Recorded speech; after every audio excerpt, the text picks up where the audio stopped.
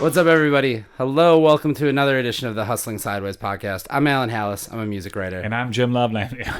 Sorry, we just delete that one out. I don't know why I left.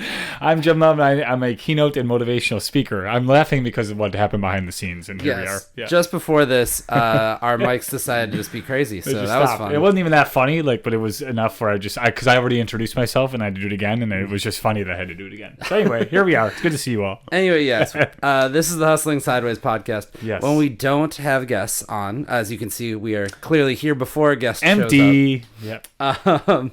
We talk about different things that side hustlers, people with passion projects, all sorts of things go through.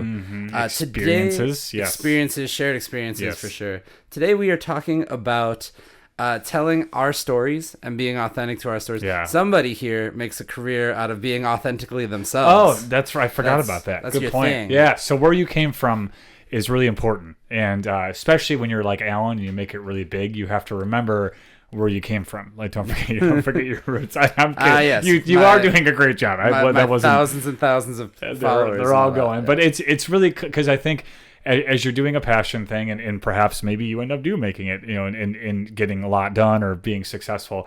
Remembering your story and where you came from, I think, is important because it grounds us in what we do. Sure. So for me, and I of course I know a lot of my family members listen to this show. Shout out to all of you who subscribe and love the McKeever family. But I come from the South Side of Chicago, and I'm a very Irish Catholic family. That's like a very ingrained part of me, and it frankly has determined a lot of what I do. It's made me my faith background. It's made my alcohol consumption background. It's made all sorts of things. And, we're big White Sox fans, big Notre Dame fans. It's just like, it's a very ingrained part of who I am and the culture Sure. that I was born in. And I appreciate that. And it's something that I always go back to, regardless of if I moved out of the city, which I did, but I'm not that far. When I go home, my Chicago accent comes out, and Yeah. it's all there. But I think it's important to remember the people that you grew up with, where you came from, what you've learned, and some of those things that are really ingrained, and just who you are.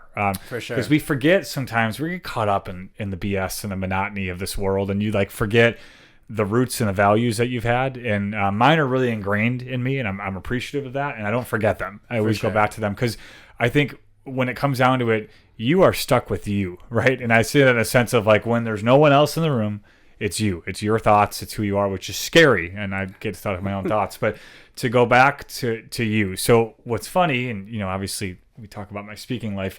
At the end of the day, when I'm speaking to people, I'm speaking to what I wish I heard when I was 16. Sure. And so I always have that 16-year-old that's still in me, the one that wants to be accepted, that wants to be heard, that wants to be cool. Those small things that I'm trying to get that out of all the students that I speak to, and really any human being in general that I speak to. But that's always going to be there, and that's just a significant part of my life and where I've come from, and all the things that have led up to that, right, are sort of ingrained in that journey. So that's always been really critical to me and important to have that as just in the back of my head of who I am, who my family is, where I come from, and why it's laid the groundwork for me to be where I am today. For sure. I am kind of on I have to get back to that a little bit. Well, I had to get back to that at one point.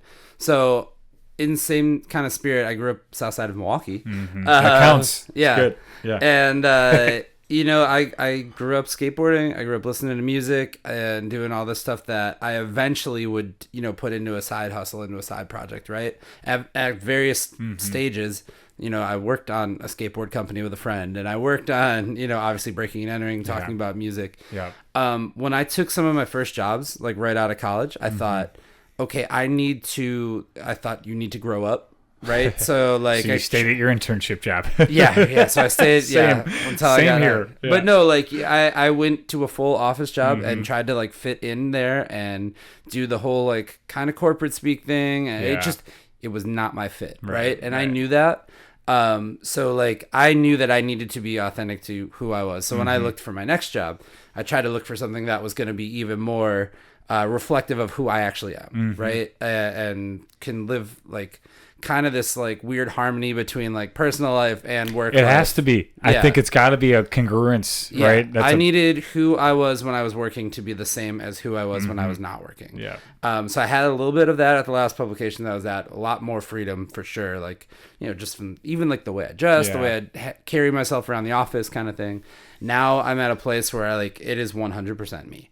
That's you know, awesome. me at On Milwaukee is the same me that you would get doing this podcast, the same me that you would get doing a breaking and entering thing. Yeah. Like, I don't have to fake the funk for anybody because Did you say fake the funk? the funk, yes. Oh my That's gosh! The thing. Write that down. It's I've never heard that. Oh well, yeah. I thought you just made that up right now. No, that's a good thing. Okay, I was like, that was pretty damn profound. I don't have to fake it till I make it. Yeah, you know what I mean. Like, that's great. I don't have to do that.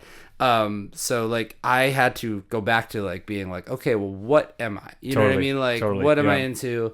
How do I make that reflect into what my work life is, and in what my job is? How do I take my interests and the things that I know best about and communicate those to the world? Because honestly, like, if you don't do a job that you love or a job that you really, really want to be passionate about, like, you're gonna suck at it. Yeah, like, you're gonna eventually just like, because there are hard days where you're not motivated to do anything. It's hard to get up. Yeah. And if it's not the job that you're really, really wanting to do, then you're gonna obviously feel it. You're gonna give up on it, right? You know, I think a good call out, like, for what you just described, if you're not feeling that way in the role that you're in or whatever job you're doing, that you can bring who you are to it.